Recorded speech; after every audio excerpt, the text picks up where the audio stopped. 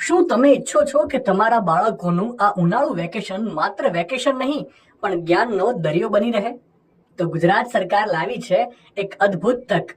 ગુજરાત સરકારના વિજ્ઞાન અને ટેકનોલોજી વિભાગ હેઠળ સ્થાપિત સંસ્થા Gujarat council of science and technology એટલે કે ગુજકોસ્ટ રાજ્યભરમાં વિજ્ઞાન વિષયનું શિક્ષણ, તેના પ્રત્યેની જાગૃતિ અને નવીનતાઓને પ્રોત્સાહન આપવાનું કાર્ય કરી રહી છે. ગુજકોસ્ટ દ્વારા આયોજિત થઈ રહ્યો છે સમર સાયન્સ કેમ્પ 2026. 1 મે થી 30 મે દરમિયાન પાટણ, ભાવનગર, રાજકોટ અને ભુજના રિજનલ સાયન્સ સેન્ટરોમાં 3 દિવસીય રેસિડેન્શિયલ કેમ્પ યોજાશે. ધોરણ 6 થી 10 ના વિદ્યાર્થીઓ માટે આ એક સુવર્ણ તક છે, જ્યાં વિજ્ઞાન ગમ્મત સાથે ભણાવવામાં આવશે. અહીં 5 ખાસ થીમ પર કામ થશે. વૈજ્ઞાનિક કેવી રીતે બનવું, space camp, marine biology, AI robotics અને પ્રકૃતિનું અન્વેષણ. એટલું જ નહીં, રાત્રિ આકાશ નિરીક્ષણ, સાયન્સ ગેમ્સ અને પ્રેક્ટિકલ પ્રયોગો દ્વારા બાળકોને વિજ્ઞાન સાથે દોસ્તી કરાવવામાં આવશે.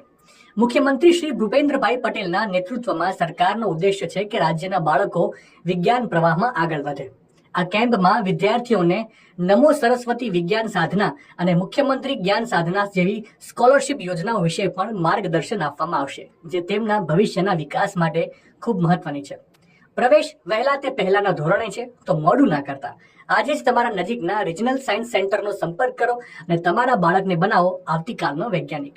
રાજ્ય સરકારની આ પહેલ અંગે તમારો શું અભિપ્રાય છે? કોમેન્ટ કરીને જરૂરથી જણાવજો.